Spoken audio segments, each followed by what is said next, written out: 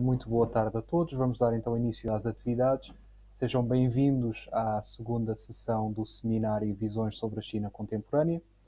Para os membros do público que não tiveram a oportunidade de nos acompanhar ontem, meu nome é Pedro Fernandes, sou investigador do subgrupo Formas de Representação e Governo,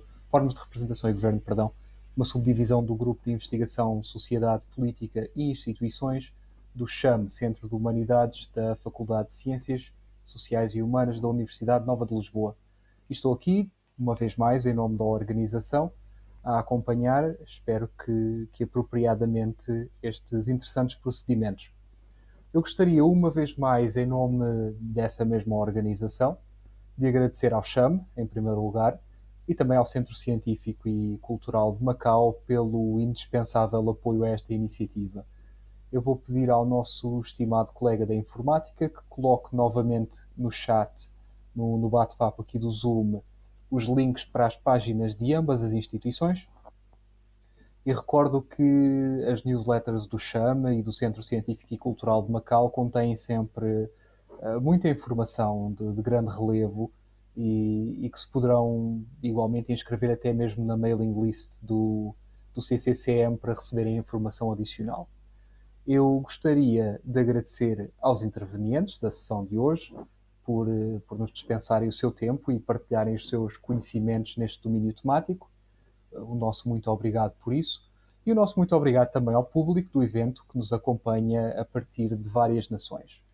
Eu relembro que cada apresentação terá uma duração aproximada de 15 minutos e caso seja necessário eu interromper algum dos participantes com um pedido para concluir, eu apresento desde já as minhas desculpas e tentarei fazê-lo de um modo que não seja excessivamente intrusivo.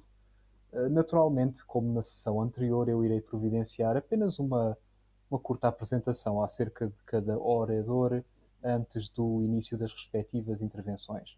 O público poderá também submeter questões acerca de cada apresentação através do próprio chat do Zoom. Na sessão anterior, os oradores foram extremamente proativos e responderam a questões no chat à medida que foram surgindo após as respectivas apresentações. Poderemos seguir esse modelo novamente, parece ter funcionado bastante bem, ou poderemos também reunir as questões no final do painel. Deixarei ao critério dos oradores o respectivo nível de envolvimento no chat. Prestadas estas informações iniciais, eu terei todo o gosto em passar a palavra ao nosso primeiro orador, Diogo Silva, o qual é licenciado em Tradução e Interpretação de Português-Chinês pelo Instituto Politécnico de Leiria, tendo passado pelo Instituto Politécnico de Macau e pela Beijing Language and Culture University, sendo mestre em Estudos Asiáticos. Neste momento é igualmente doutorando em Relações Internacionais pela Universidade Nova de Lisboa. O Dr. Diogo Silva traz-nos uma reflexão acerca de um interessante caso particular, associado ao domínio das narrativas estratégicas chinesas, pelo que, sem mais demoras, poderá dar início à sua intervenção quando o desejar, doutor. Muito obrigado. Ok, muito obrigado. Só compartilhar aqui a tela. Ok, estão todos a ver? Sim, doutor, podemos ver a sua tela, obrigado. Ok. Só um momento.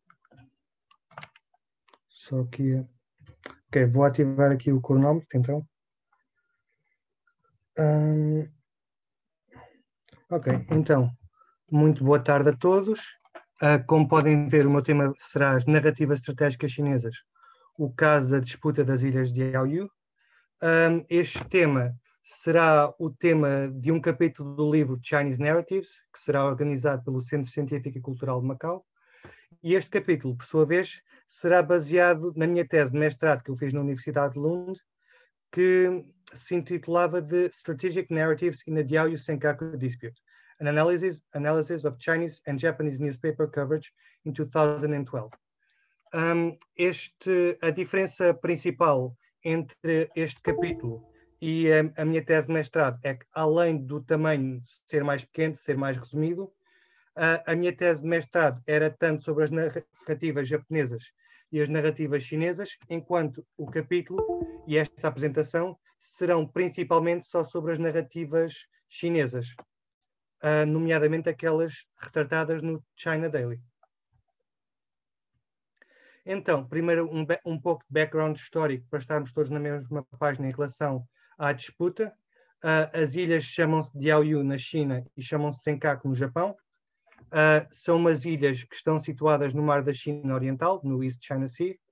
O arquipélago contém 5 ilhas desabitadas e 3 rochas áridas, que também ao todo são consideradas o arquipélago, como podem ver aqui.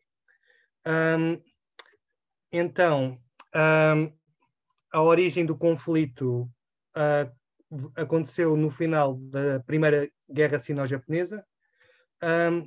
Há reivindicações diferentes da China e do Japão. A China afirma que as ilhas pertencem desde o século XV, que já havia mapas desde a dinastia Ming que mostravam que as ilhas estavam sob o controle da China, nomeadamente na zona de Taiwan, enquanto o Japão afirma que antes de 1885 as ilhas eram terra nullius, ou seja, que não pertenciam a ninguém. O que ambos concordam é que as ilhas entraram dentro do controle japonês após o final da Primeira Guerra Sino-Japonesa, que foi entre 1884 e 1885. O Japão venceu essa guerra, anexou e colonizou Taiwan, e com o controle de Taiwan também obteve o controle das ilhas. Entretanto, aconteceu a Segunda Guerra Mundial, nós sabemos o resultado, o Japão perdeu e foi ocupado pelos Estados Unidos durante décadas. Do ponto de vista chinês, foi durante esta ocupação americana que são as origens do estado atual do conflito. Este tratado, o Japão e os americanos assinaram o Tratado de Paz de São Francisco em 1951. Este tratado declarou que as ilhas a sul de 29 graus de latitude norte estariam sob o controle dos militares americanos, isto sem consultar a China ou também o governo da República da China, que era Taiwan nessa altura. E, portanto, a China nunca reconheceu a legitimidade desta posse, e com o final da ocupação dos Estados Unidos no Japão em 1972, as ilhas foram devolvidas ao Japão. Portanto, tem estado no controle prático do Japão desde então. Para complicar a situação, em 1970 foram descobertos recursos naturais como petróleo e gás nessa área. Nessa altura, Deng Xiaoping e os dirigentes japoneses da altura decidiram que não valia a pena entrar em grandes conflitos sobre esse território e que seria melhor as gerações futuras resolverem. Entretanto, 3 das 8 ilhas, durante essa altura, permaneceram na posse privada de uma família japonesa, até 2012, que é o período que eu escolhi para analisar as narrativas estratégicas. E o que aconteceu em 2012 foi que o governo japonês acabou por comprar essas 3 ilhas que estavam antes em posse privada. Isto aconteceu numa altura interessante da política japonesa, que foi das únicas ocasiões desde a Segunda Guerra Mundial em que o partido que estava no poder no governo japonês não era o Liberal Democratic Party, que é um partido mais à direita, mas sim o Democratic Party of Japan, que era um partido mais à esquerda.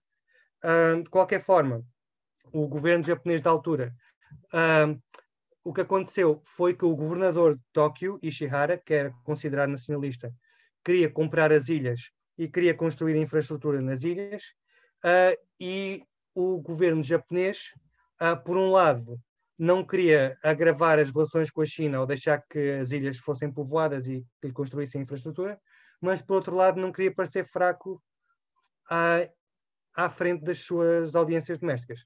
Então, o governo japonês da altura optou por um compromisso, decidiu comprar as ilhas, mas não deixar que nenhuma infraestrutura fosse lá construída.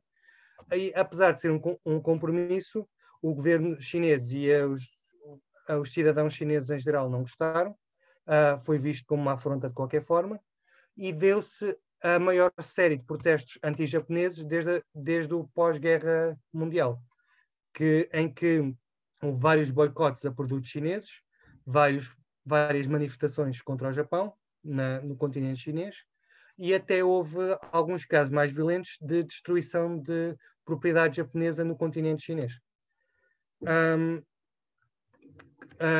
Pronto, isto é mais ou menos um resumo do contexto histórico do conflito em si. Agora vou falar um pouco sobre o enquadramento teórico que eu utilizei para a minha análise. Neste caso foram o conceito de narrativas estratégicas.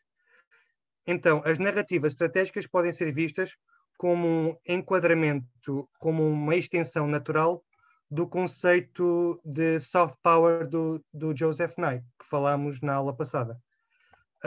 As narrativas estratégicas podem ser utilizadas para vários campos, como por exemplo do marketing, mas no caso de relações internacionais, elas retratam como diferentes Estados tentam usar narrativas estrategicamente para influenciar audiências-alvo e também retratam a formação, projeção, difusão e recepção de ideias no sistema internacional. A minha base principal para este enquadramento teórico foi o livro Strategic Narratives, Communication Power and the New World Order, que podem ver à direita, que foi escrito por Rosell, Miskimon e Ologin, em 2014. Esta citação creio que vos pode dar uma boa ideia do conceito de narrativas estratégicas e da sua pertinência. Strategic narrative is soft power in the 21st century. Strategic narrative sets off from a similar starting point that Nye faced in 1990, understanding fundamental change in the international system and asking, what are the best methods to influence international affairs?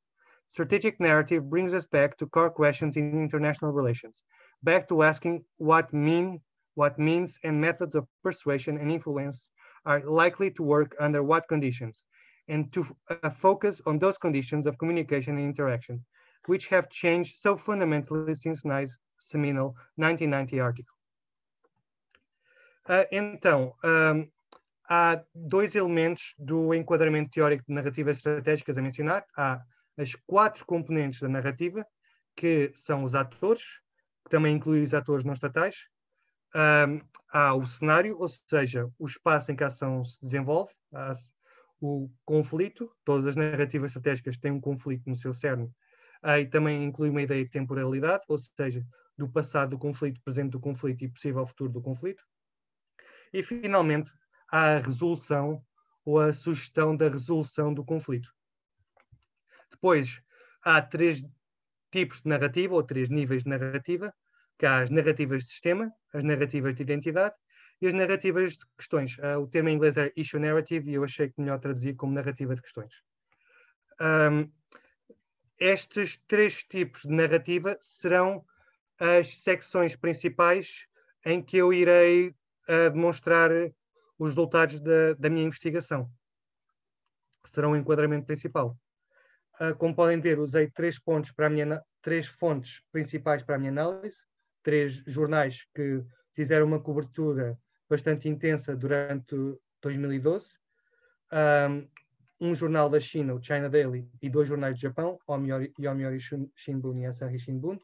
Eu escolhi o China Daily porque, para já, é um subsidiário do People's Daily, que é o porta-voz principal mediático jornalístico do Partido Comunista Chinês, e é um dos jornais chineses com maior presença no estrangeiro.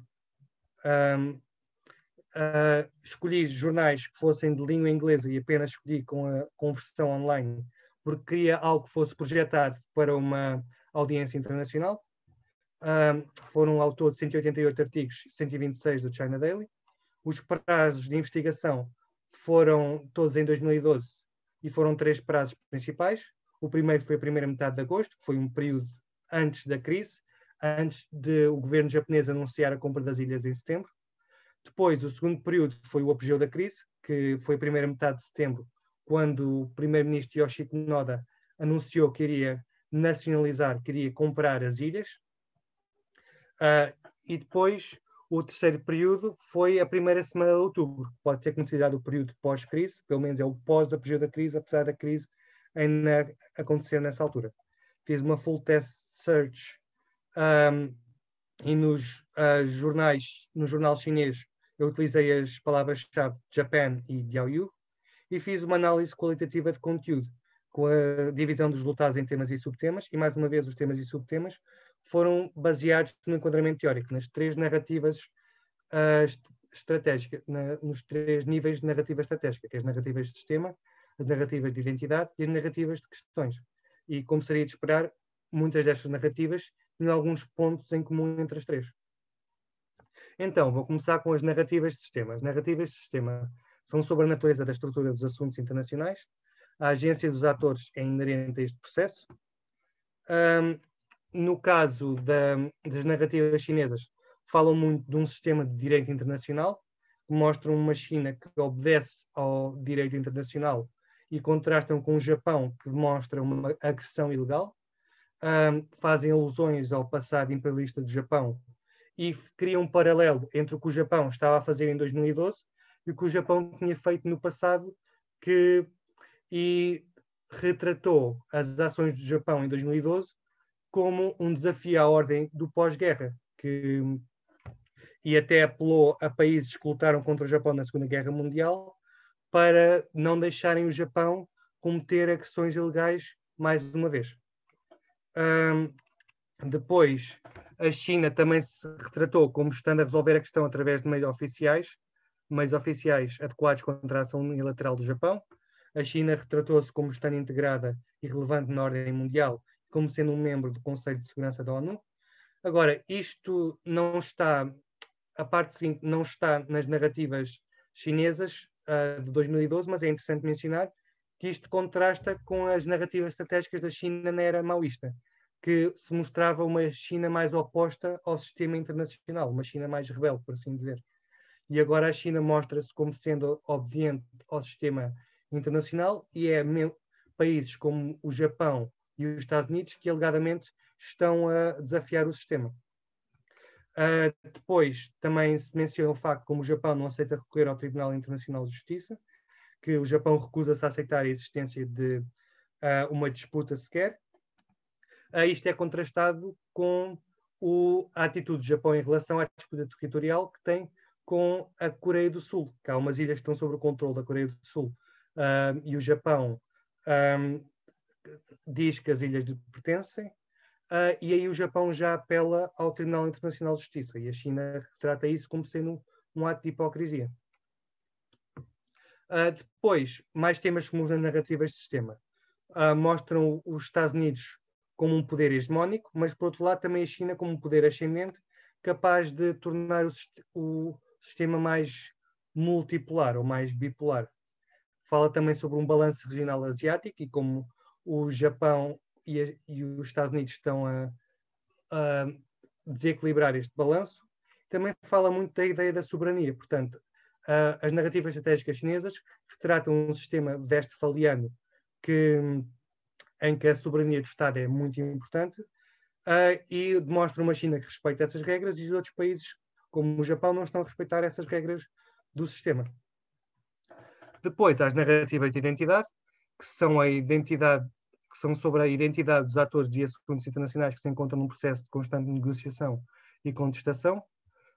O Estado-nação é o ator por excelência da ordem internacional westphaliana, portanto, mais uma vez, o Westphalian System, o sistema em que o Estado-nação e a soberania são o mais importante. Nesta narrativa de identidade da China, a forma como a China se retrata a si própria como um ator, mostra uma China ascendente no seu poder global, mas também uma China que ascende de uma forma pacífica, e rejeita as narrativas estrangeiras de uma China, da China Threat Theory, de uma China cuja ascensão ameaça os países em redor. Em termos de atores que são importantes nas narrativas de identidade, mais uma vez, há a ideia dos atores não governamentais. Neste caso, são os civis chineses que demonstram o seu descontento, que demonstram a sua oposição às ações japonesas com os seus protestos, que as narrativas estratégicas chinesas retratam como sendo protestos patrióticos. E os seus protestos e também os seus boicotes aos produtos japoneses. Finalmente, no que toca às narrativas de identidades chinesas, da forma como retratam a identidade do Japão, retratam um Japão que é desonesto tanto em palavras como em ações, e, mais uma vez, aludem muito ao passado fascista do Japão. É um Japão que ainda não superou completamente o seu passado fascista, mas ainda é um pouco influenciado negativamente por esse legado. Também há uma certa diferenciação de atores individuais dentro do Japão comparado com a China. Tanto as narrativas japonesas como as narrativas chinesas aceitam este ponto. Isto é um produto de um Estado, a China é um Estado de um só partido, portanto é visto como mais homogéneo, enquanto o Japão é uma democracia multipartidária e é visto como tendo atores mais heterogéneos, como nomeadamente a China retrata o primeiro-ministro Yoshiko Noda como não tendo feito esforço suficiente para lutar contra os chamados direitistas japoneses que o estão a pressionar para tomar ações mais agressivas contra a China. Outros atores estatais importantes fora da China e do Japão são os Estados Unidos, que é o mais importante. Terceiro é o mais importante outro Estado, que é visto como uma força desequilibrante e que está a tentar planear uma estratégia de contenção em relação à China. Existe também Taiwan, que é os antigos administradores das ilhas, e também são vocalmente contra a compra das ilhas. Outros atores estatais mencionados incluem a Coreia do Sul, a Rússia e as Filipinas, que também têm as suas próprias disputas com a Rússia e o Japão, e são utilizados para contraste com a disputa territorial entre a China e o Japão. Finalmente, há as narrativas de questões, que são estratégicas no sentido de procurar moldar o terreno em que as discussões têm lugar. E uma das formas em que o terreno em que as questões têm lugar afeta as questões é o sentido temporal, a ideia de passado, presente e futuro. Neste caso, fala um pouco sobre o contexto histórico das ilhas, que nós já falámos um pouco, mas neste caso há 3 narrativas de questões principais, que envolvem a caracterização das questões, o seu contexto e as políticas que podem resolver essas questões. As 3 partes são, nas narrativas chinesas, as narrativas históricas das questões, ou seja, a importância da temporalidade, uma vez que as narrativas são muitas vezes estruturadas para abordar o passado, o presente e o futuro, as políticas sugeridas para resolver a situação e as consequências económicas que o conflito está a ter. Então, as narrativas de questão do contexto histórico incluem o século de humilhação da China, ou seja, o período desde a Guerra do Ópio até a declaração da República Popular da China em 1949. Este período é visto como um período muito turbulento na história da China, em que a China foi humilhada pelas nações estrangeiras, em que a China teve de conceder território e foi o weak man in Asia. Creio que assim foi assim que a China foi apelidada nesta altura. Basicamente, é uma narrativa em que a China foi muito humilhada durante este século e há uma ligação entre a forma como a China está a proteger o território contra o Japão e a forma como a China não quer voltar ao século de humilhação e está a demonstrar que agora defende a sua soberania. Outro contexto histórico é o 40º aniversário da normalização dos laços diplomáticos entre o Japão e a China, que demonstra uma certa ironia que eles deveriam estar a celebrar a amizade entre a China e o Japão e, em vez disso, estão nesta disputa. E, finalmente, é o que já falámos, o passado fascista do Japão. E a forma como a China tenta persuadir os outros países que o Japão, outros países que lutaram contra o Japão no passado, que também devem apoiar agora a China, porque é o mesmo imperialismo que o Japão está a fazer agora, é do mesmo estilo que fez no passado. Depois, em termos de medidas e soluções propostas, a China diz que o Japão deve acabar com os seus erros, admitir a existência da disputa e voltar ao entendimento e ao consenso. E a China deixa claro que nunca cederá a sua soberania. Finalmente, há a ideia das consequências económicas, que os 3 jornais mencionam a questão de como este conflito está a criar muitos problemas económicos e as narrativas chinesas focam principalmente na forma como o Japão já tem uma economia que está a estagnar e este conflito e os boicotes económicos e o deteriorar das relações sino-japonesas só prejudica as relações entre a China e o Japão, e isto não afeta só o Japão, mas também a área, pois o Japão e a China são as economias mais poderosas da sua região. Portanto, Para concluir, os períodos de crise e pós-crise mostraram um aumento dramático do número e da percentagem dos artigos. A imprensa chinesa exibiu traços singulares nas suas narrativas sobre o tema, através de narrativas de sistema, identidade e questões. O conceito de narrativa estratégica é um enquadramento teórico que pode ser bastante útil na análise dos conflitos internacionais atuais, e seria interessante que mais investigadores pegassem no conceito de narrativas estratégicas como forma de analisar este tipo de conflitos e de narrativas utilizadas nestes conflitos. É tudo. Muito obrigado, Dr. Diogo, pela sua apresentação. A próxima intervenção será por parte de Emanuel Leite Júnior, o qual é investigador do Centro de Estudos Asiáticos do Departamento de Ciências Sociais, Políticas e do Território da Universidade de Aveiro, sendo doutorando em Políticas Públicas pela mesma instituição, bacharel em Direito pela Universidade de Pernambuco e bacharel em Comunicação Social e Jornalismo pelo Centro Universitário Maurício de Nassau. Hoje vai falar-nos acerca da diplomacia do desporto e soft power chinês no domínio do futebol. Quando desejar prosseguir, o tempo é seu, doutor. Muito obrigado.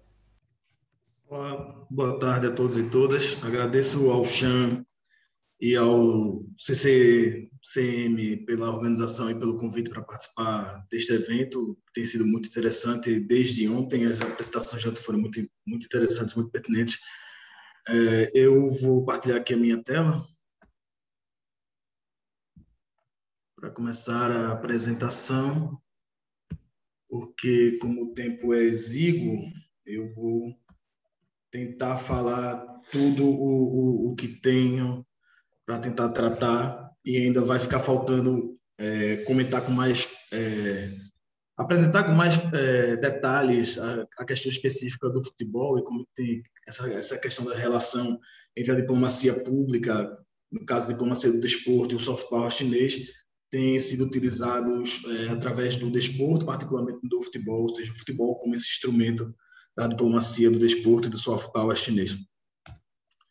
Meu doutoramento, como o Pedro Fernandes apresentou, em políticas públicas, e como em tudo que se relaciona com a China, as políticas públicas chinesas elas têm umas características próprias, né? Antes de mais nada, eu acho que quando se trata de China, e aí eu concordo com o Sebastian Heilmann, autor do livro Red Swan, é justamente que a gente precisa compreender que as dinâmicas do desenvolvimento chinês, a gente precisa ir além das tipologias pré-concebidas que nós temos no mundo ocidental ou ocidentalizado, né? Eu gosto também de frisar que eu, como brasileiro, eu não me reconheço como ocidental, me reconheço como ocidentalizado, como fruto de um país que é originário de uma ocupação, de uma expansão colonialista, e assim eu passei por um processo de ocidentalização. Não me vejo como ocidental, me vejo como ocidentalizado. Mas seja como for, esses conceitos pré-concebidos do Ocidente, e do ponto de vista teleológico, a gente precisa deixar de lado algumas obsessões, né, pelas buscas de elementos de análise pré-existentes no Ocidente, que a China vai quebrando um pouco, inclusive, esses estereótipos e esses conceitos pré-concebidos do ponto de vista ocidental, na sua experiência, particularmente na sua experiência da República Popular da China, né? Elementos como procurar sinais de definir como economia do mercado, o capitalismo de Estado na China, e também discutir democracia versus autocracia, e discutir o conceito de democracia e de liberdade ainda por cima do ponto de vista ocidental, né? De acordo com a hegemonia dominante do Ocidente. E isso influi diretamente nas políticas públicas chinesas, na formulação e execução das políticas públicas chinesas, né? Principalmente porque ela reflete muito o que o Hyman vai falar da formulação de políticas ao estilo de guerrilha, né?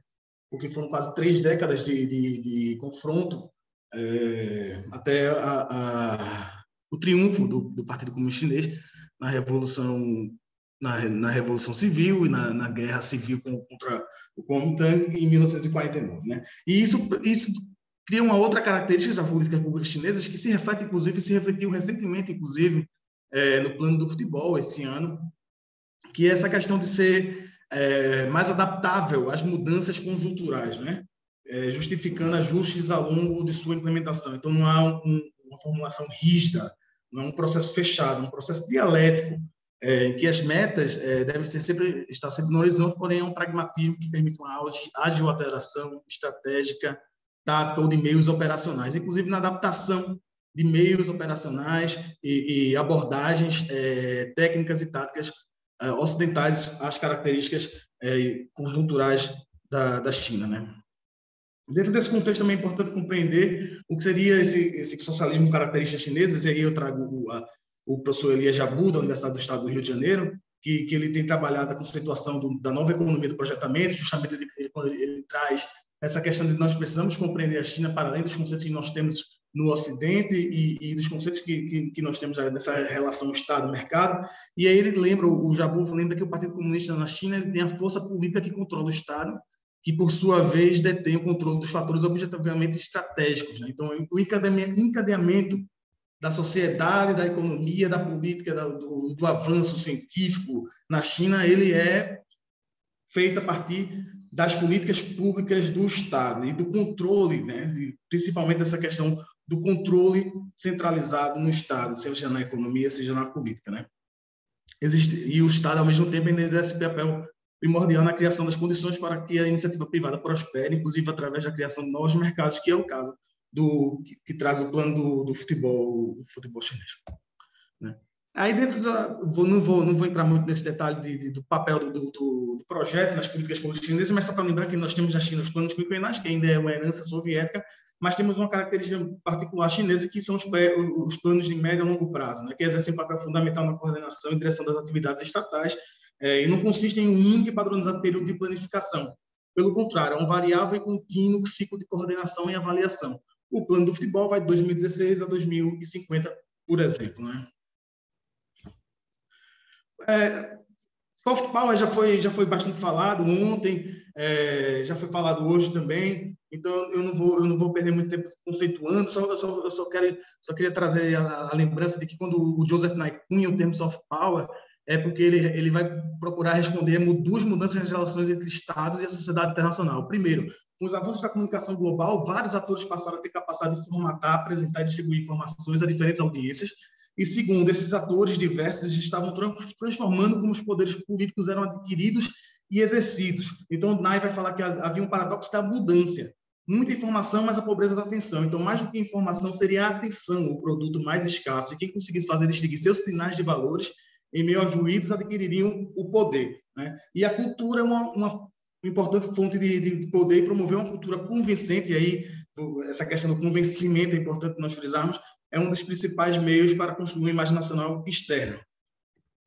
Na China, a evolução do soft power na China, o conceito é introduzido por Wang Hunin em 1992 e passa a ser discutido dentro do seio do Partido Comunista Chinês, até que em 2007, pela primeira vez, no 17º Congresso Nacional do Partido Comunista, é utilizado, né, na linguagem oficial, num discurso oficial da liderança, na ocasião por Hu Jintao, né? Outras características marcantes do soft power, com características chinesas, é a promoção do seu modelo de desenvolvimento econômico, né? Como nós sabemos, a economia, por um lado, ela pode ser um instrumento de hard power, através de bloqueios econômicos, como os Estados Unidos fazem contra Cuba, contra a Venezuela, né? Ou através da pressão financeira e econômica, como países do sistema capitalismo central exercem sobre países da periferia, da semi-periferia do sistema capitalista, né? Mas, ao mesmo tempo, também pode servir como um instrumento de soft power na projeção da imagem do país através do seu desenvolvimento econômico, quando um outro país ou as pessoas de outros países desejam, aspiram emular aquele sistema porque admiram aquela evolução, aquele desenvolvimento. E é um pouco isso que a China também tenta projetar através do seu modelo de desenvolvimento econômico, na apresentação, né, narrativa do seu modelo, isso tudo, principalmente do seu desenvolvimento, né? E particularmente a questão do multilateralismo, diplomacia econômica, política do bom vizinho, que também já foi um pouco falado desde ontem. Um ponto que eu queria chamar a atenção sobre a questão do soft power e na disputa hegemônica que nós vimos hoje bastante clara, né? E como o futebol, como esporte e uma forma de convencimento de fato pacífica, né, de se promover e de estabelecer relações, ele entra um pouco nisso. Eu recorro a Gramsci para entender que que o soft power nada mais é que um instrumento de disputa pelo exercício da hegemonia, né? Nós temos a hegemonia dominante, tanto do ponto de vista da economia, do sistema dominante e também cultural, né? Ou seja, seja para a conquista ou manutenção do domínio, seja em busca de reconhecimento e legitimidade. Então, o soft power serve como esse instrumento, porque, como na perspectiva gramsciana, o consenso nasce do prestígio, ou seja, da confiança. E o soft power é exatamente uma forma de construir e gerir reputações, né? Então, eu trago esse conceito de hegemonia de Gramsci e trago um outro conceito de hegemonia que é diferente, que descreve um outro aspecto da questão hegemônica, mas que, ao meu ver, não são antagônicas, muito pelo contrário, elas são complementares, que é o conceito de hegemonia a partir de Immanuel Wallenstein, principalmente se nós levarmos em consideração que é fundamental entendermos o processo e a narrativa, né, inclusive chinesa, a partir da teoria do sistema mundo de Wallenstein, quando ele vai definir que dentro do sistema capitalista, a partir da expansão colonialista da Europa, né, somente a partir do século XVI, né, o mundo se define a partir dessa interdependência, mas principalmente por um sistema central, o centro, a semi-periferia e a periferia. E dentro da lógica do sistema do capitalismo, né, é necessário para esses estados centrais que haja uma semi-periferia e a periferia para que haja a obtenção do lucro e a manutenção da sua hegemonia global, né? E aí é interessante nós notarmos porque a China, em 1949, estava na periferia do sistema mundo, né? Hoje, em poucas décadas, ela avançou, já se encontra na periferia e já está na iminência de disputar o centro desse sistema mundo, né? A China, em vários aspectos da economia, da tecnologia, da ciência, ela já está à frente, já está na vanguarda em vários aspectos. Semicondutores, 5G, já está estudos, enfim, né? Então, a China já conseguiu, ao longo de algumas décadas, passar da periferia a estar já na iminência de disputar essa hegemonia do centro do sistema. E aí eu trago também, porque o Wallenstein ele tinha o entendimento de que a existência de um Estado central temporariamente sobrepondo-se aos outros, os poderes hegemônicos mantêm um balanço de poder estável e fortalecem o livre comércio enquanto lhes for favorável, né? Vantajoso, que é justamente a lógica que o atual da China de promover a globalização, porque ele é vantajoso esse livre comércio global, né? Mas aí Wallenstein projetava a ascensão do governo mundo socialista, com alto nível de produtividade e mudança de distribuição, integrando os níveis de tomada de decisão política e econômica. E aí nós temos o que também foi falado ontem pelo Sérgio, da questão do Qianxia, tudo sobre o céu, dessa promoção da China, modelo histórico da promoção da ideia do holismo, harmonia, paz, cooperação, que, como o professor Paulo Duarte fala também, é alternativa à visão ocidental das relações internacionais. Podem parecer antagônicos esses conceitos, mas, para mim, eles estão todos relacionados e são complementares dentro da lógica do que é apresentado pela China atualmente, né? E aí, reforçando só o papel central dos valores socialistas fundamentais, né? Com prosperidade, democracia, civilidade, harmonia, liberdade, equidade, justiça, Estado de Direito, patriotismo, dedicação, integridade e amizade, dentro dessa questão da projeção da China, dessa busca pela legitimidade, dessa busca por convencimento, né, junto da esfera da arena internacional, né? E aí nós citamos também, mais uma vez, em Gramsci, quando a gente fala da hegemonia como negociação do consenso e com ativa participação através das instituições da sociedade civil. E aí entramos, mais uma vez, no futebol. As instituições da sociedade civil, a influência junto à FIFA, e patrocínios influenciando, inclusive, na UEFA, na Europa, patrocínios e compras de clubes europeus e investimentos no futebol através de clubes chineses, a projeção e na busca por esse convencimento através do consenso que o futebol permite fazer, né? Enfim, falando do sonho chinês e porque o plano do futebol também fala do sonho chinês, só reforçar a ponto em a Anabela Santiago comentou sobre esse tema, que é a questão da busca pelo rejuvenescimento da nação, né? E a questão dos objetivos do duplo centenário, que realizar o sonho chinês de rejuvenescimento da nação, que é basicamente uma sociedade moderadamente próspera, com a erradicação da pobreza extrema, que foi cumprida agora, já na altura do centenário do Partido Comunista, ia para 2049, com o centenário da República Popular da China, uma sociedade socialista moderna, um país forte, próspero, democrático, harmonioso e culturalmente avançado. Esses são os objetivos, né? Então, implica, portanto, na realização do sonho chinês a modernização, o sucesso econômico, mas mais ainda, a consumação da ascensão da China como protagonista e líder global, ou seja, no centro do sistema mundo, né? Ou seja, uma China rejuvenescida, revigorada, recolocada em seu lugar central na história geopolítica, na perspectiva chinesa, né? E um dos elementos utilizados para isso é a Belt and Road Initiative, a nova Rota da Seda. E é curioso analisar os documentos e os discursos de Xi Jinping relacionados à nova Rota da Seda, e nós encontramos com bastante frequência essas palavras: partilha, cooperação, paz e desenvolvimento, amizade, intercâmbio, aprendizado, win-win, prosperidade em comum. O que se coaduna, como o embaixador José Manuel Duarte de Jesus falou ontem, né, na questão dos 5 princípios da coexistência pacífica, desenvolvidos por Zhou Enlai, algo que está, inclusive, consagrado na Constituição da República Popular da China, né? Ou seja, um discurso que tem todo uma lógica por trás, né? Particularmente sobre a diplomacia do desporto, a diplomacia do desporto, basicamente, é quando o desporto internacional é empregado conscientemente por governos como um instrumento de diplomacia, né? Segundo Abdi e outros.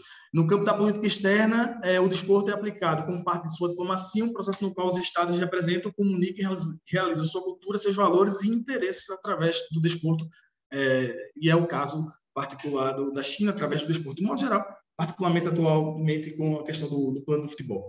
A questão do soft power, na esfera internacional, o desporto de alta competição pode ser utilizado como ferramenta de promoção da imagem do país, e justamente é o soft power, proporcionar aos países uma arena de competição entre si, na qual podem conquistar prestígio internacional por meio de diferentes poderes, diferentes dos poderes militar e econômico, né? Então, basicamente, a diplomacia do desporto pode ajudar a construir e gerir reputações, né? Além de ser uma forma de diplomacia pública suave. Na história da República Popular da China, não é novo a utilização do desporto como instrumento diplomático ou politizado, né? A começar pelo processo de sovietização do desporto chinês já nos anos 50, que é no período em que a China ainda mantinha boas relações com a União Soviética, com o auxílio principalmente da União Soviética, mas também de vários países do leste europeu. Nessa imagem aqui nós vemos uma delegação chinesa treinando na Hungria, a Hungria então campeã olímpica, e que depois, em 54, viria a ser vice-campeã do mundo, e uma delegação de jogadores chineses foi treinar na Hungria, parte desse estabelecimento de relações através do desporto. Depois que houve um rompimento tanto com a União Soviética como com o Comitê Olímpico Internacional, a China investiu na promoção dos Jogos das Novas Forças Emergentes, buscando se aliar com os países do terceiro mundo, os países africanos, estimulando, inclusive, na lógica da promoção de Mao Zedong, do estímulo da revolução e principalmente da luta independentista de países, principalmente da África, né? Pois um caso clássico que é a diplomacia do ping-pong, a diplomacia dos estádios, os Jogos Olímpicos de Pequim e por aí vai. O plano de desenvolvimento do futebol é o mais recente, né? E por que agora e não antes, né? Bem, como vocês devem saber, o presidente da China, Xi Jinping, é um aficionado do futebol. 237 milhões de pessoas na China, de acordo com pesquisa da Sports News, apontam o futebol como seu esporte coletivo favorito, né? Não é o desporto coletivo favorito do chinês, porque o basquetebol tem mais de 300 milhões de pessoas que apontam o basquete como seu desporto favorito, mas 237 milhões de pessoas representam que o mercado chinês hoje já é o maior mercado de futebol do mundo. E o Xi Jinping é um desses 237 milhões de chineses que tem o futebol como seu esporte favorito. E em 2009 ele fala pela primeira vez do sonho do futebol chinês. Em 2011 ele fala dos 3 sonhos do Campeonato do Mundo, da Copa do Mundo da China, né? Que é participar de uma Copa do Mundo, sediar uma Copa do Mundo e vencer uma Copa do Mundo. A China só disputou a Copa do Mundo uma vez, em 2002, perdeu os 3 jogos, não marcou nenhum gol. Agora, nas eliminatórias para o Campeonato do Mundo 2022, está na última fase das eliminatórias asiáticas e espera...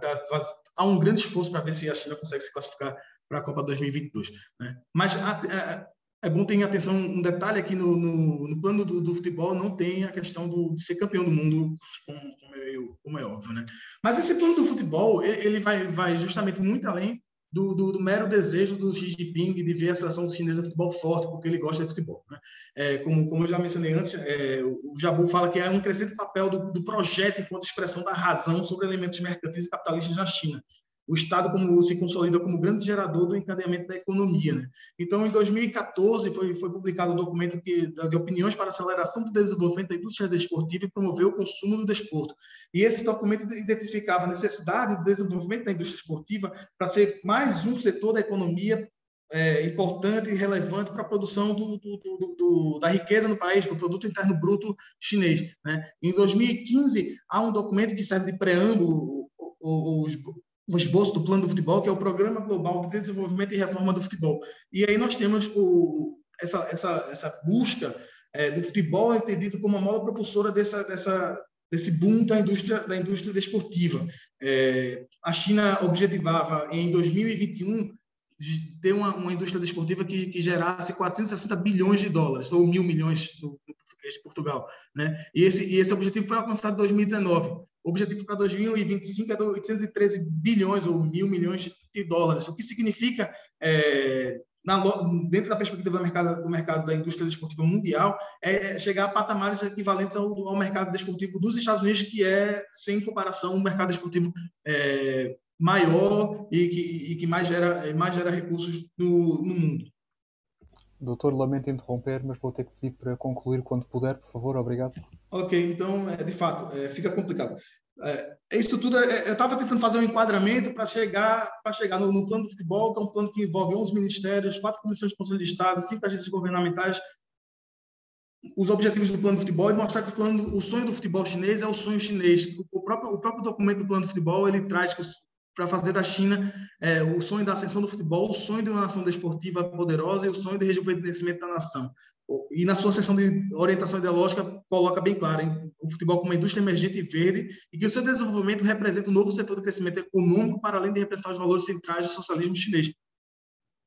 E aqui só, já que não vou ter como apresentar com mais detalhes, só uma comparação aqui da Constituição da República Popular da China, Constituição do Partido Comunista Chinês, o discurso de Xi Jinping no último dia 1º de julho, na celebração de 100 anos do Partido Comunista Chinês, e o Plano de Desenvolvimento do Futebol, e nós encontramos em todos eles, ou em quase todos eles, as palavras rejuvenescimento, rejuvenescer, o sonho chinês, futuro partilhado, prosperidade comum, cooperação, objetivos do duplo centenário, enfim, mostrando que esse discurso também se relaciona com o futebol. E aqui eu traria exemplos de países e documentos assinados em protocolos entre países, Brasil, China, Brasil, Portugal, Espanha, Itália, Argentina, em que o desporto está colocado como um elemento dessas relações diplomáticas chinesas oficiais. Agradeço pela atenção e peço desculpas por ter ultrapassado o tempo. É isso. Muito obrigado, doutor, pela sua muito interessante apresentação. Nós agradecemos. A próxima intervenção será por parte de Diego Santana Matias, o qual é atualmente doutorando em Ciência Política no ramo de Relações Internacionais no ISCTE, Instituto Universitário de Lisboa.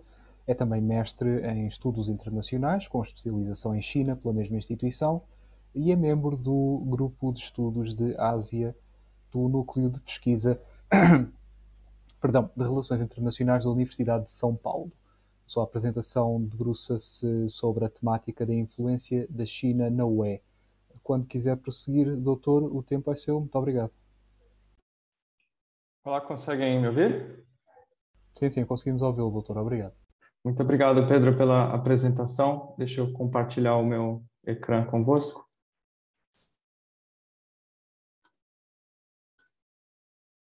Conseguem ver a apresentação? Sim, conseguimos. Obrigado, doutor. Muito obrigado. Então, olá, boa tarde a todos. Espero que todos se encontrem bem. É um grande prazer estar aqui convosco e poder conhecer mais sobre os trabalhos de investigação dos colegas e discutir um pouco sobre o meu projeto de investigação atual. Antes de apresentar o meu trabalho, eu gostava de agradecer a professora Kátia Miriam Costa, minha orientadora de tese de doutoramento, a professora Carmen Amado Mendes, presidente do Centro Científico e Cultural de Macau, ao CHAM e à Universidade Nova de Lisboa, e a todos os organizadores e participantes do evento por esta excelente oportunidade. O meu projeto de investigação trata da influência da China na União Europeia particularmente de sua crescente presença econômica e a forma com que a União Europeia tem utilizado para lidar com a China nas últimas 2 décadas. O trabalho pretende investigar o processo de coordenação de políticas entre os Estados-membros da União Europeia, como no caso do desenvolvimento do mecanismo de análise de investimentos estrangeiros, que foi aprovado pela União em 2019 e entrou em vigor em outubro do ano passado, e a coordenação política, ou a falta desta, entre os Estados-membros para lidar com a China. Bom, antes de a crise financeira internacional de 2008 começar a afetar as economias dos Estados-membros da União Europeia, a República Popular da China já havia se tornado uma fonte importante de investimento estrangeiro direto no sistema internacional. Como resultado da política que ficou conhecida como Going Global ou Go Out Policy, adotada em 1999 pelo Partido Comunista da China e que almejava incentivar as empresas estatais e privadas da China a investir no estrangeiro e a internacionalizar a sua economia, a China deixou de ser apenas um grande receptor de capital estrangeiro e passou a investir ao redor do mundo. Em menos de uma década após a implementação dessa política, a expansão dos investimentos chineses no estrangeiro cresceram exponencialmente. O seu estoque global cumulativo anual de investimento estrangeiro direto totalizou 185 mil milhões e 600 milhões de dólares, e os seus fluxos de investimento direto estrangeiro para o exterior atingiram 56 mil milhões e 700 milhões de dólares. Entretanto, parte deste investimento direcionada à União Europeia foi quase inexistente até 2008 e em quase toda a primeira década dos anos 2000. Que a gente consegue ver nesse gráfico o crescimento do investimento chinês na União Europeia. Contudo, a partir de 2009, quando a União Europeia começou a sentir os efeitos da crise financeira e, em seguida, viu-se diante da crise da dívida pública da zona euro, a tendência dos fluxos de investimento estrangeiro direto da China para a União Europeia aumentou consideravelmente. Isto é, de menos de 1.000 milhões de euros por ano até 2008, chegou ao montante máximo de 37 mil milhões em 2016, quando os fluxos globais totais de investimento estrangeiro direto chinês atingiram 216 mil milhões de euros. Os principais destinos de investimento estrangeiro direto da China na União Europeia, em termos de valores e em números de contratos no período que vai até a conclusão do Brexit, havia sido as 3 grandes economias, isto é, o Reino Unido, a Alemanha e a França. E, principalmente, a região norte da Europa foi a que mais atraiu capital chinês em comparação com todas as outras. Entretanto, se considerarmos os tamanhos das economias dos países recipientes do investimento estrangeiro direto chinês, os investimentos chineses em economias mais pequenas da União Europeia tiveram um impacto muito mais profundo, principalmente se tivermos o contexto da crise do bloco neste quadro e as medidas adotadas para contê-la, como a privatização de diversas empresas dos estados que foram mais afetados. Aqui, neste gráfico, nós podemos ver que países como Malta, Finlândia, Luxemburgo, Portugal e Hungria foram os estados cujos investimentos chineses têm uma maior percentagem em relação ao tamanho de seus PIBs. O investimento estrangeiro direto chinês concentrou-se em diversos setores, particularmente nas áreas de infraestrutura, telecomunicações e eletrônicos. E até 2015, ele foi realizado principalmente por empresas estatais. A partir de 2016, com a desaceleração da economia chinesa, o que ficou conhecido como New Normal, e o maior controle de capitais impostos pelo Partido Comunista Chinês, entretanto, fez com que o investimento estrangeiro direto chinês passasse a ser realizado principalmente por empresas privadas e em setores estratégicos. Agora, enquanto o relatório de 2015 do Parlamento Europeu, intitulado Relações União Europeia-China, referiu a República Popular da China como um parceiro com o qual pretendia fortalecer suas relações e uma parceria estratégica, essa postura que seria secundada pelo relatório da Comissão Europeia em 2019, no relatório intitulado EU, União Europeia, China, Outlook Estratégico. Nesse segundo documento, entretanto, ao considerar a crescente presença internacional da China, suas políticas domésticas relativas a Hong Kong, a direitos humanos, sua posição no Mar do Sul da China, sua crescente assertividade, dentre diversos outros fatores, levou a Comissão a proclamar a República Popular da China como um rival sistêmico, que promove modelos alternativos de governança. Sendo assim, a Comissão propôs 10 medidas para guiar a relação da União Europeia com a China. Para além dessa mudança de tom e linguagem em relação à China, a União Europeia também mudou a sua abordagem e os seus regulamentos internos sobre investimentos estrangeiros diretos. Preocupada com a ausência de legislação supranacional sobre o recebimento de investimentos diretos estrangeiros, que desde o Tratado de Lisboa havia sido delegado como responsabilidade das instituições da União Europeia, mas que na prática continuaram a ser regidos pelos Estados-membros, para além das preocupações com a questão do crescimento dos novos investidores na União Europeia, a Comissão, em 2017, propôs a criação de um mecanismo de análise de investimentos estrangeiros ao Parlamento Europeu e à Comissão. Essa proposta foi aprovada em março de 2019 e, segundo a Comissão Europeia, constitui um framework para identificar, avaliar e mitigar os riscos potenciais para a segurança ou a ordem pública. Esse mecanismo de análise de investimentos diretos entrou em vigor em abril de 2019 e passou a valer a partir de outubro de 2020. A percepção e o argumento de que a República Popular da China tem utilizado o seu poder econômico como uma estratégia para aumentar o seu poder político e influência no sistema internacional é amplamente defendido por diversos investigadores em relações internacionais, principalmente por aqueles que se opõem ao modelo de desenvolvimento chinês. Esta percepção envolve tanto a iniciativa Faixa e Rota, Belt and Road Initiative, ou BRI, que foi anunciada pelo presidente Xi Jinping em 2013, no Cazaquistão, e que, em princípio, pretendia conectar a Ásia, a África e a Europa por meio da criação de infraestrutura, como estradas, ferrovias, portos e aeroportos.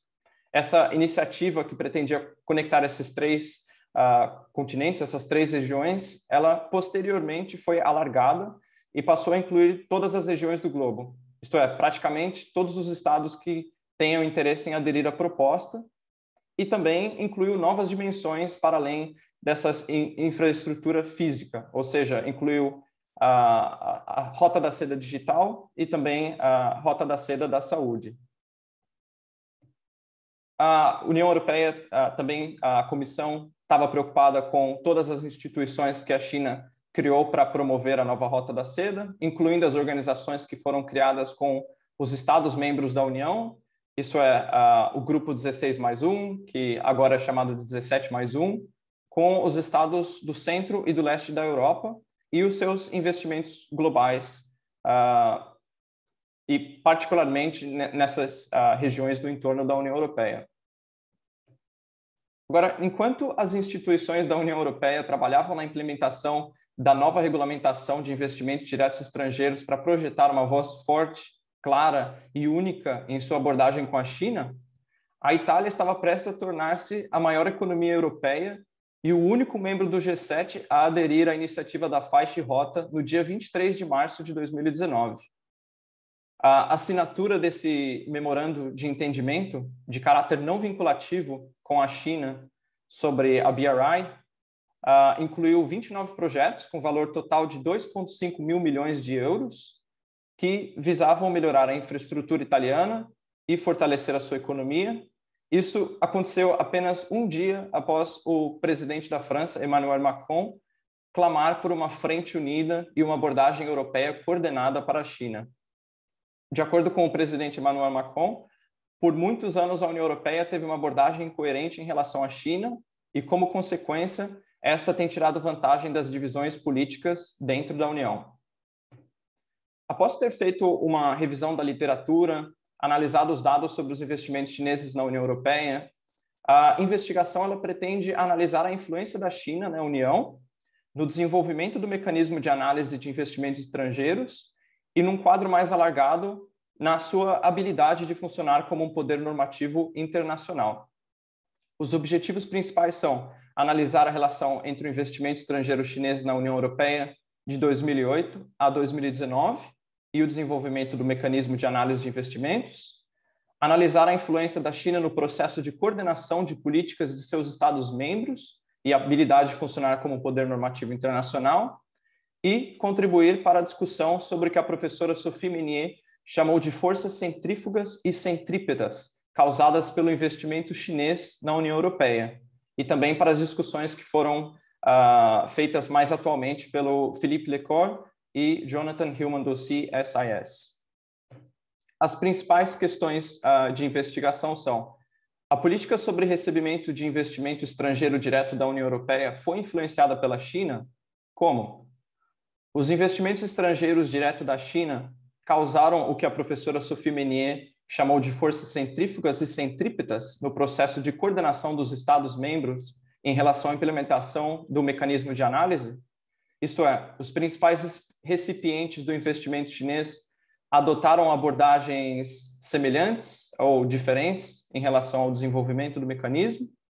E, por último, se o poder econômico chinês e a sua presença na União Europeia limitaram a capacidade do bloco de agir com uma única voz e como um poder normativo no sistema internacional, que é o que tem sido defendido pelo presidente Emmanuel Macron e, mais atualmente, também por outros governos centrais.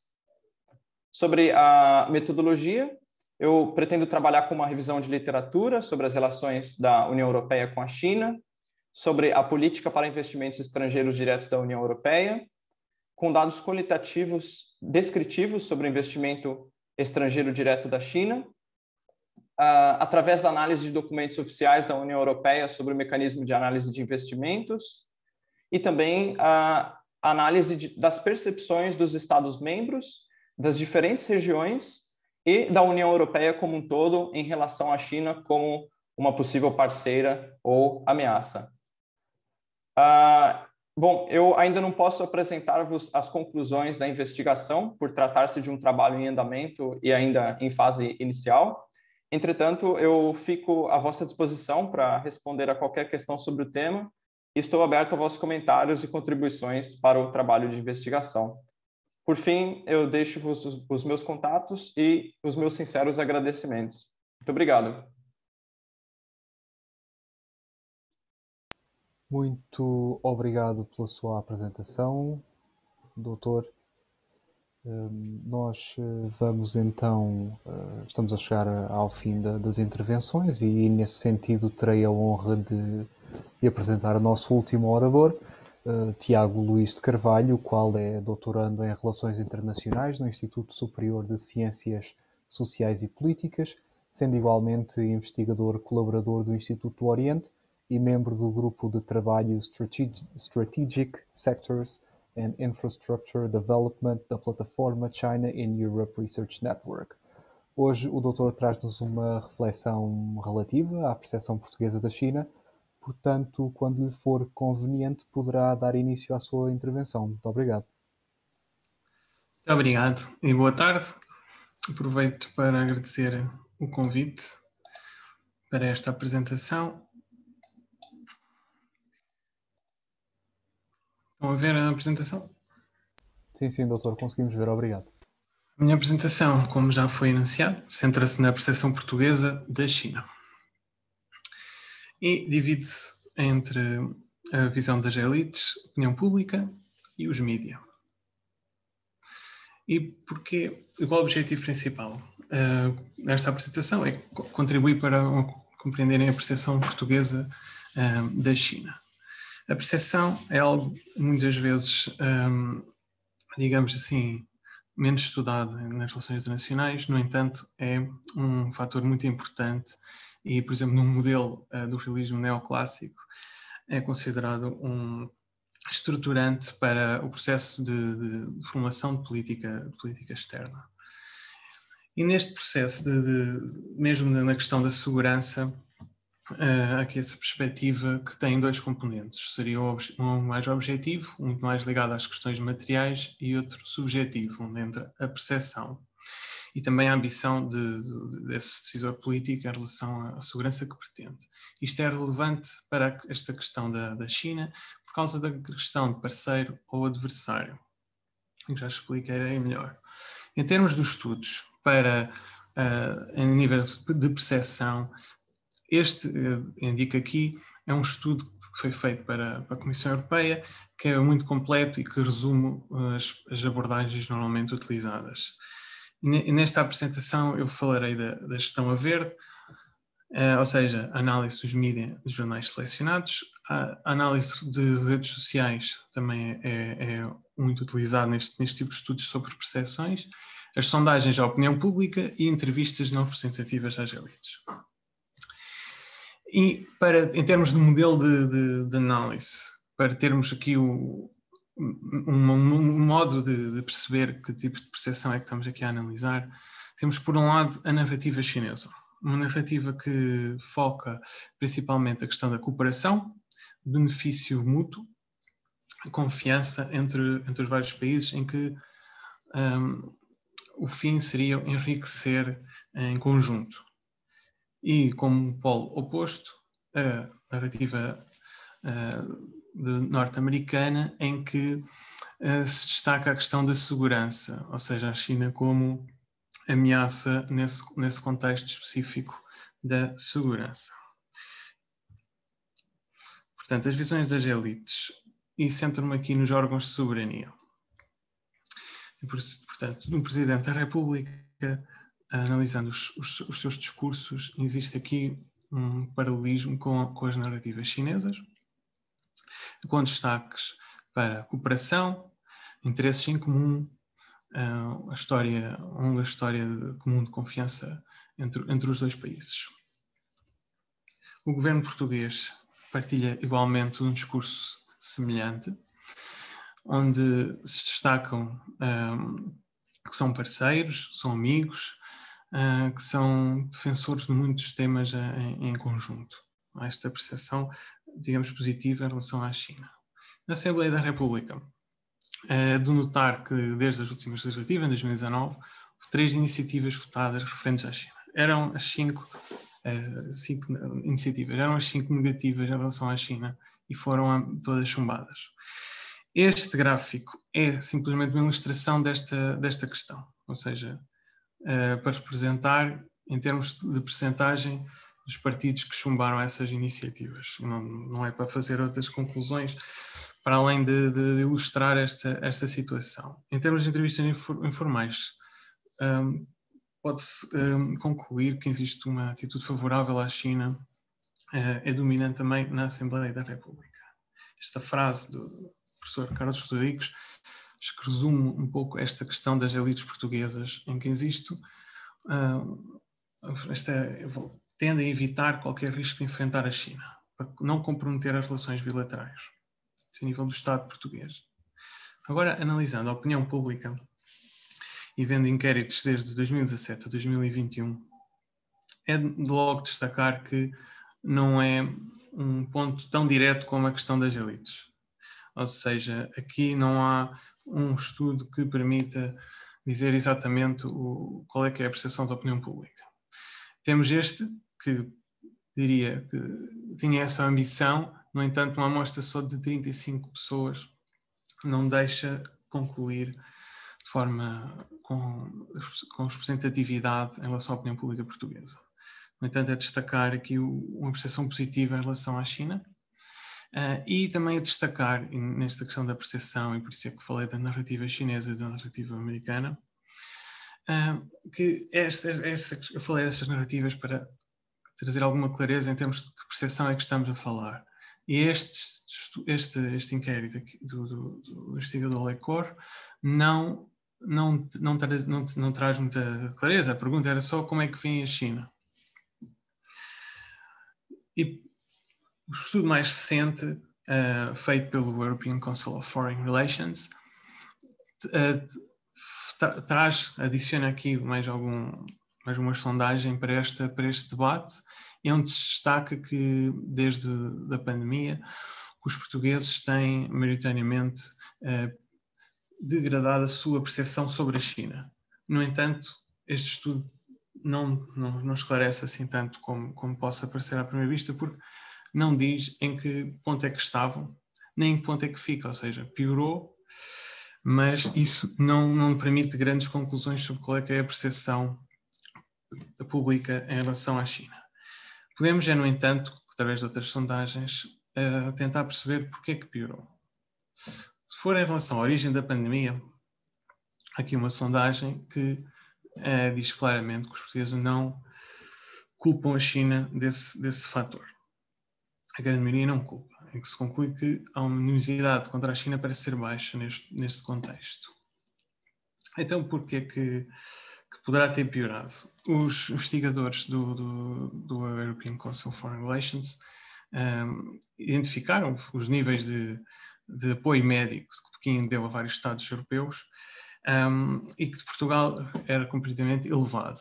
Mas, no entanto, a percepção da China em Portugal tinha piorado com a crise. Então, o que sugerem como conclusão é que os portugueses estariam desconfiados das intenções chinesas. No entanto, acho que há aqui um ponto importante que não foi considerado e que tem a ver com o peso da União Europeia.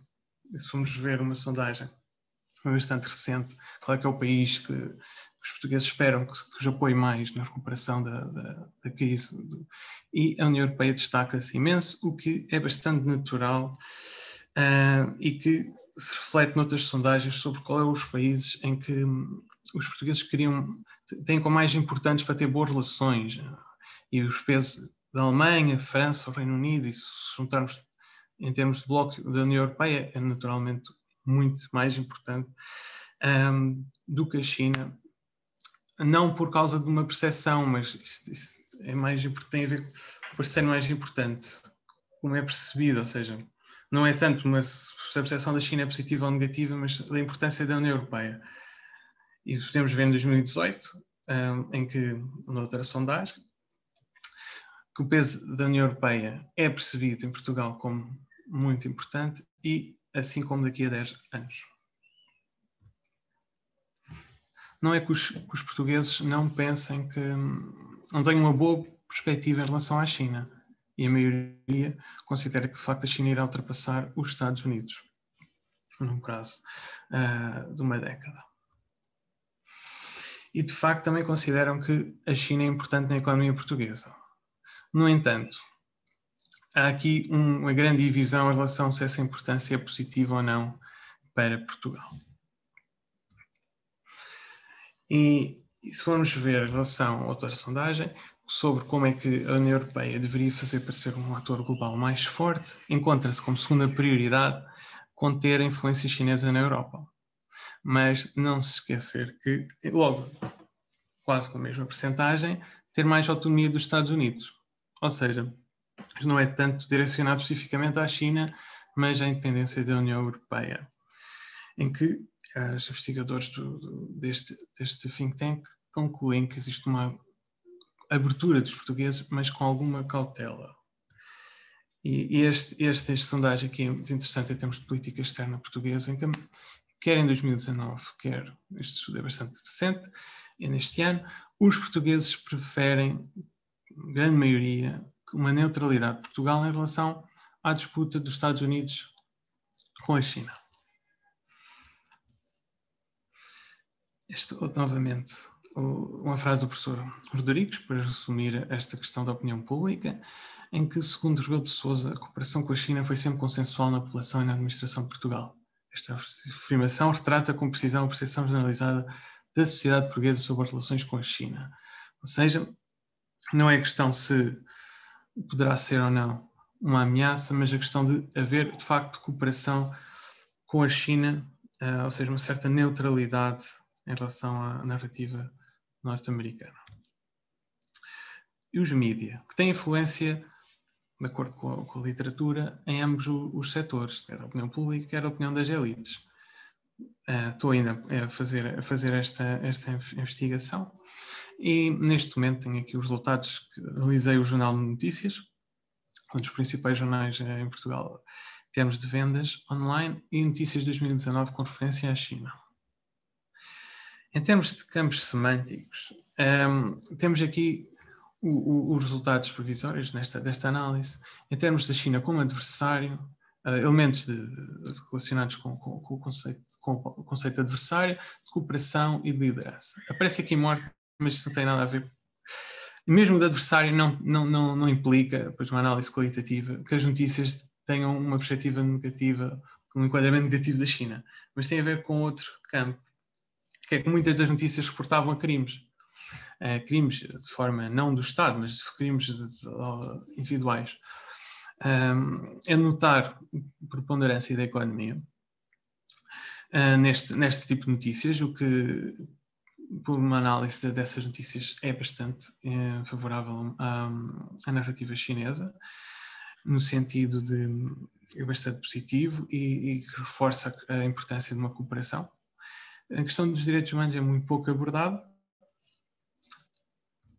E se formos ver os termos utilizados, existe de facto essa preponderância em termos positivos, como de ajudar, de ser seguro, da cooperação, em relação aos termos negativos, sendo que esses termos negativos não têm, depois com uma análise qualitativa, não indicam uma perspectiva, um enquadramento negativo da China. O tráfico ilegal tem a ver com o facto de ter muitas notícias sobre crimes, não sobre o Estado chinês em si. Mesmo a ameaça e alertar não é em relação ao Estado chinês, propriamente dito.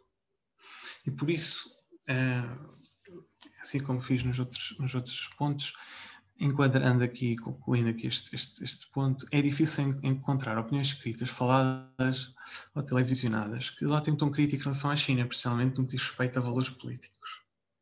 De facto, provisoriamente, esta conclusão em que estou. Em termos de considerações finais, podemos ver que há um pragmatismo económico, a nível geral, em Portugal, que as elites são bastante positivas em relação à China. A opinião pública mostra alguma neutralidade, no entanto, favorável à cooperação e não aderindo de maneira alguma à narrativa norte-americana, e os mídias têm um certo enquadramento positivo, destacando os aspectos económicos da China. Muito obrigado pela vossa atenção. Muito obrigado, doutor, pela sua interessante apresentação. Eu verifico que neste momento ainda temos algum tempo disponível na sessão e que têm vindo a passar questões aqui no chat que os participantes têm tido a boa vontade de ir respondendo à medida que vão surgindo. E nesse caso, visto ainda termos então esta pequena vaga, digamos assim, para falar um pouco mais, eu ia abrir a possibilidade a todos os participantes para, se desejarem salientar ou sublinhar algum ponto que tenham sentido que não tenha sido possível passar na apresentação devido à questão de tempo ou por qualquer pequeno lapso, perdão, eu abro essa possibilidade e abria em primeiro lugar ao Dr. Emanuel, por ter sido aquele que de facto tive de interromper. Mas claro, o convite é aberto a todos. Começamos pelo doutor, se ele o desejar, se não, algum dos outros intervenientes, se quiser tomar partido dessa oportunidade, será só mencionar a seguir. Eu agradeço pela oportunidade e peço desculpas porque, na verdade, foi mesmo uma falha minha, não consegui concluir dentro do tempo, mas é porque eu achava necessário, acho sempre necessário, quando eu apresento sobre esse tema, fazer um enquadramento, até porque como se trata de uma pesquisa sobre futebol, as pessoas geralmente se espantam um pouco quando não está no ambiente da pesquisa de sociologia do futebol, enfim, da sociologia do desporto. Se espanta um pouco por ver o futebol e o desporto como análise da geopolítica, da análise política e do discurso político, né? Então, eu acho sempre importante fundamentar de que forma o plano de desenvolvimento do futebol chinês está enquadrado dentro dessas políticas. Essa apresentação que eu fiz para hoje já era reduzida principalmente na questão dos exemplos, né, que já existem das relações da China através do futebol e do desporto, mais especificamente no futebol, a partir do plano do desenvolvimento do futebol chinês. Né? O que eu passou e eu não pude mencionar que foi o tal que eu tinha falado da questão do redirecionamento do plano do futebol a partir desse ano, principalmente a partir do 14º plano quinquenal, que mudou um pouco a lógica dos investimentos do futebol chinês, principalmente nos investimentos externos, né? E também um controle dos investimentos internos, principalmente na questão salarial e na contratação de jogadores estrangeiros, né? E isso é mais uma evidência dessa questão da presença do controle do Estado sobre a iniciativa privada, e ao mesmo tempo que o Estado cria até as condições para que o mercado prospere, para criar um mercado, porque em 2015 o mercado da indústria esportiva chinesa era irrisório e em 5 anos eles conseguiram cumprir, na verdade, uma meta que eles estabeleceram para 6 anos, foi cumprida em 4 anos, né? Mas, ao mesmo tempo, há um controle do Estado, nessa primazia do Estado como o grande encadeador da economia, né? E um controle do Estado para que o plano seja executado conforme aquilo que está estipulado no projeto, né, no planejamento. E isso foi o que aconteceu em relação a alguns fatos que ocorreram, principalmente no começo entre o fim do ano passado e o começo desse ano. E o 14º plano quinquenal foi fundamental para isso, mas e aí se relacionando justamente com essa questão do desenvolvimento da indústria, com essa projeção, né, que foi colocado do objetivo de aumentar de 400 milhões para 700 milhões de pessoas na classe média da China, né? E para isso contribui a questão da produção de valores de uso e dentro do contexto do plano do futebol, muito focado na construção de equipamentos esportivos, na construção de estádios, visando a Copa da Ásia 2023 e mais cedo ou mais tarde a realização de uma Copa do Mundo da FIFA de futebol masculino. E um outro fator também que não dá para mencionar, mas o plano também fala do futebol feminino, inclusive com objetivos mais curtos, porque o futebol feminino na China tem uma defasagem muito menor do que o futebol masculino em relação às seleções mais competitivas no resto do mundo. Mas como eu compartilhei a apresentação, tem meu e-mail na apresentação, se as pessoas depois quiserem dialogar um pouco mais sobre o tema, tiverem mais interesse, eu estou aberto para isso. E como também está no final da apresentação, no dia 23, nós aqui do Centro de Estudos Asiáticos vamos organizar um seminário online, 2 sessões com convidados da China, de Cuba, do Brasil, Argentina e daqui de Portugal, para falar sobre o centenário do Partido Comunista Chinês e essa questão dos objetivos do duplo centenário, e eu vou ter uma oportunidade novamente de falar um pouco mais sobre isso. E agradeço mais uma vez o convite para participar aqui, e peço até desculpas por não ter conseguido concluir dentro do tempo, porque foi uma falha minha, todos os outros conseguiram, só eu que não, então a falha foi minha. Muito obrigado, doutor, e não se preocupe, agradecemos as suas informações adicionais. Eu abro a mesma possibilidade, se o desejar, ao doutor Diogo Silva, se quiser apresentar algum comentário final, algum pensamento que queira deixar ao público.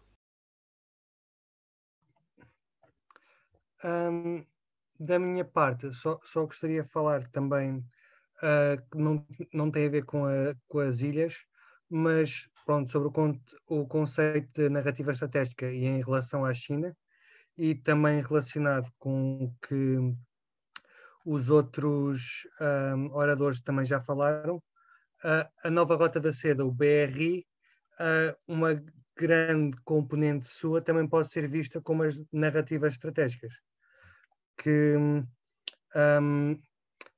além de alguns desses projetos também já existirem antes, ou já pronto, seriam aplicados esse investimento mesmo que não houvesse nova Rota da Seda, que não houvesse BRI. O BRI como conceito também é uma forma de enquadrar esses investimentos chineses numa grande narrativa, pronto, estrategicamente a favor da China. Muito obrigado, doutor, pelos seus comentários finais, que agradecemos. Eu vou abrir a mesma oportunidade ao doutor Diego Santana Matias, se nos quiser deixar com alguns pensamentos, algumas considerações finais. Bom, eu só gostava de dizer que esse trabalho que eu apresentei, ele tem por base a minha atual tese de doutoramento. Ela corresponde basicamente ao capítulo 1. Então, por isso que esse trabalho ainda está nesta fase inicial. E como o Emanuel Leite mencionou, há muitas questões para abordar na apresentação, então é meio difícil apresentar tudo de uma forma tão concisa. E, apesar disso, eu gostava de parabenizar todos os colegas pela apresentação e agradecer também aos organizadores e por essa incrível oportunidade. E obrigado também a todos os participantes. Obrigado. Muito obrigado, doutor, pelas suas palavras simpáticas e pelos seus pensamentos e, finalmente, tendo a mesma oportunidade, naturalmente, ao doutor Tiago Luís Carvalho, se nos quiser partilhar algum pensamento, alguma informação final, por favor. Obrigado. É só de salientar também, como orador anterior, que ainda estou em processo de proceder esta investigação sobre os mídias e que quando sair o trabalho escrito por parte do Centro Científico Cultural de Macau, aí estará um trabalho muito mais completo e que será de certeza interessante e que aconselho depois os espectadores a adquirirem. Obrigado. Muito obrigado, doutor, pela sua intervenção. E, dado isto, estamos no final do nosso tempo para esta sessão e resta-me encerrar esta segunda parte do seminário Visões sobre a China Contemporânea e apresentar novamente os agradecimentos da organização aos intervenientes, naturalmente, que partilharam connosco o seu valioso tempo e os seus valiosos conhecimentos, ao público que nos acompanhou sempre com paciência e interesse, e naturalmente ao CHAM, ao Centro de Humanidades, e ao Centro Científico e Cultural de Macau por possibilitarem a realização desta iniciativa. Eu gostaria ainda de agradecer novamente à doutora Danielle Prozinski pela concepção e dinamização deste evento, embora por motivos de força maior a doutora tenha infelizmente acabado por não nos poder acompanhar, e também não posso deixar de estender os agradecimentos da organização ao colega Henrique Duarte, do CHAM, pelo seu trabalho na vertente informática, e à colega Alexandra Ferreira, do Centro Científico e Cultural de Macau, por todo o trabalho de bastidores absolutamente indispensável que realizou. Muito obrigado, uma boa tarde a todos e até uma próxima oportunidade.